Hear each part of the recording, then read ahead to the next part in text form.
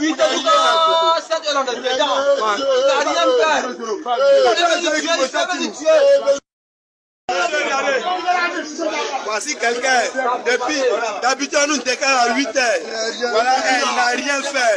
Ils ont tiré sur lui. Voilà, ils ont tiré sur lui. Ils ont tiré sur plus de 10 prisonniers. Ils ont tiré plus de 10 prisonniers. À ce moment-là, ils ont tiré dessus. On ne peut rien faire.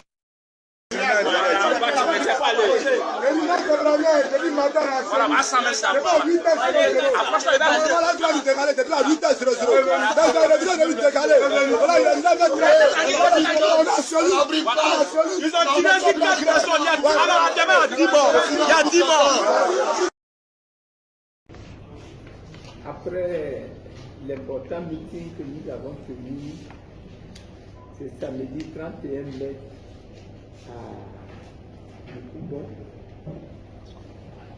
il était utile que tous les présidents de chaque Côte d'Ivoire se retrouvent pour faire le point de cette opération.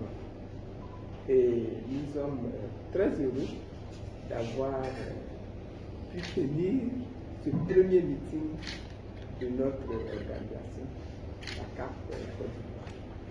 C'était un meeting important parce qu'il nous fallait exposer devant toute la population les problèmes que nous vivons, les revendications, les réclamations que nous faisons au niveau du gouvernement pour que dans ce pays-là, nous ayons cette année, en 2025, des élections tranquilles, des élections propres, des élections transparentes.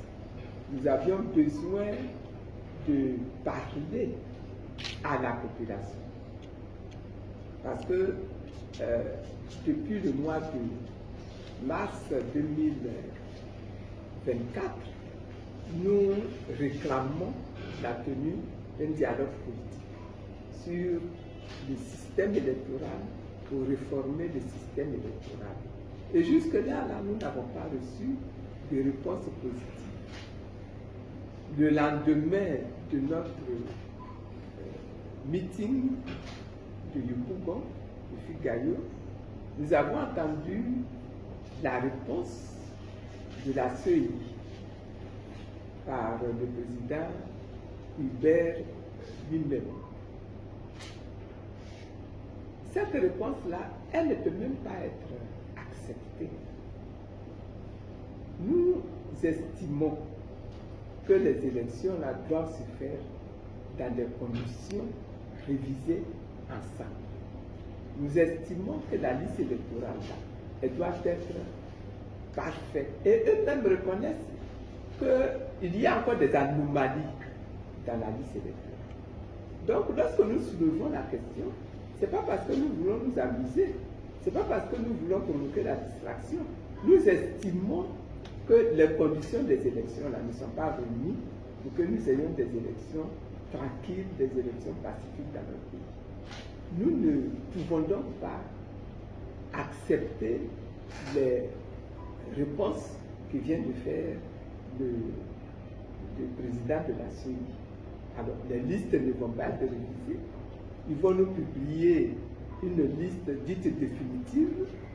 Ils vont nous indiquer où est-ce que les élections doivent se dérouler. C'est une structure dans laquelle nous n'avons aucune confiance.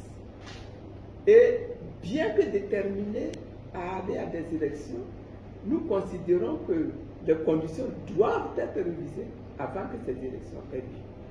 Donc nous allons être obligés d'insister encore plus et d'annoncer que les conditions actuelles là sont des conditions que nous n'allons pas accepter pour les élections à venir. Voilà un petit peu ce que nous avons retenu aujourd'hui. Les élections doivent se tenir dans notre pays. Elles doivent se tenir de façon pacifique dans notre pays. Elles doivent respecter la justice et l'équité dans notre pays. Mais pour que cela se fasse, il faut que le gouvernement s'engage, parce que c'est au gouvernement que nous nous adressons. il faut que le gouvernement s'engage dans une discussion avec l'opposition pour que tous ces sujets-là soient traités tranquillement, assis autour d'une table et que nous allions à des élections. Voilà un petit peu. Nous lançons encore ce dernier appel au gouvernement parce qu'il est important que le dialogue s'organise. Il est important que l'on s'asseye. Nous n'accepterons pas un passage à force. Le pays là ne l'acceptera pas non plus. Je vous remercie. La team, vous venez d'écouter ces prisonniers qui vous démontrent qui est Alassane Dramane Ouattara. Il n'a aucun respect pour les gens qui sont en prison. Voyez-vous, depuis que les prisonniers ont chanté le nom du président Laurent Gbagbo, Alassane Ouattara a décidé d'agir comme un véritable voyou. C'est-à-dire, il n'hésite pas une seule seconde d'attaquer ceux qui sont déjà au sol et désarmés. Quand vous tirez sur eux, c'est pour gagner quoi? C'est la seule question que j'avais à vous poser par rapport à ça. Vous pouvez trouver des solutions sans avoir besoin à tuer. 4 prisonniers sont morts et des blessés, il y en a. C'est pas mal.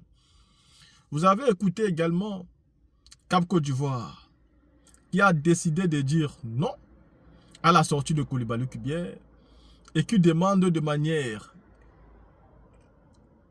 rapide une révision de la liste électorale. La liste électorale doit avoir lieu. Maintenant, moi, je vais répondre à Cap Côte d'Ivoire. Cher président de la Cap Côte d'Ivoire, vous voulez le changement dans l'alternance. Le problème, c'est que moi, je me pose une question. Vous êtes là avec Ouattara depuis 15 ans. Et en termes de paix, vous en avez demandé. En 2020, vous êtes mieux placé que nous pour savoir ce qui s'est passé. Avec la soif de la paix, vous avez cherché. Mais comment c'est fini? Vous savez vous-même. Nous sommes en 2025. Alors qu'en 2020, c'est le président du PDC-RDA qui était le chef de l'opposition ivoirienne. J'ai nommé le président Henri Konan Bédié, qui est décédé et que son âme repose en paix. Il a peut-être évité le pire à la Côte d'Ivoire, mais il n'a pas pu faire partir Alassane Ouattara, car la stratégie s'est montrée mauvaise. Aujourd'hui, lui qui était le doyen hier n'est plus là. L'autre doyen, c'est le président Laurent Gbagbo, âgé aujourd'hui de 80 ans. Ne pensez-vous pas que si vous avez décidé d'être en alliance non idéologique au sein de votre coalition, est-ce que ce n'est pas important d'être en alliance aujourd'hui dans le mouvement Trop c'est trop, au moins pour les intérêts du peuple? Parce que le doyen d'âge, c'est le président Laurent Gbagbo. Mais le doyen d'expérience, c'est aussi le président Laurent Gbagbo. Le doyen du carnet d'adresse, c'est aussi le président Gbagbo. Et le doyen qui a une histoire, c'est aussi le président Laurent Gbagbo. Il sait sur quoi il compte. Il sait comment il peut faire pour atteindre ses objectifs. Il a déjà lutté ces gens-là hier, il les a gagnés. Il peut encore le faire aujourd'hui s'il a déjà fait une fois. Alors nous demandons encore une fois de plus. Est-ce que vous ne trouvez pas normal qu'à l'heure où nous sommes, il est important pour toute l'opposition, ou alors celle significative et véritablement concrète, de se retourner vers le président Laurent Gbagbo, qui est le doyen et qui ne peut pas se retourner vers vous, parce qu'il est d'abord le doyen. Même pour le respect et la dignité africaine, vous devez faire ce pas. Pour que Ouattara parte, il faudra mener un combat. Si vous ne faites pas cela, vous êtes en train de trahir le peuple. Parce que même si vous voulez nous faire croire que vous n'avez pas besoin de lui et qu'il n'est pas important, tout le monde en Côte d'Ivoire et la communauté internationale connaît à quel point il est important. Ne vous faites pas utiliser par la France pour encore faire perpétuer le pouvoir de Ouattara en Côte d'Ivoire. Voici ce que j'avais à dire.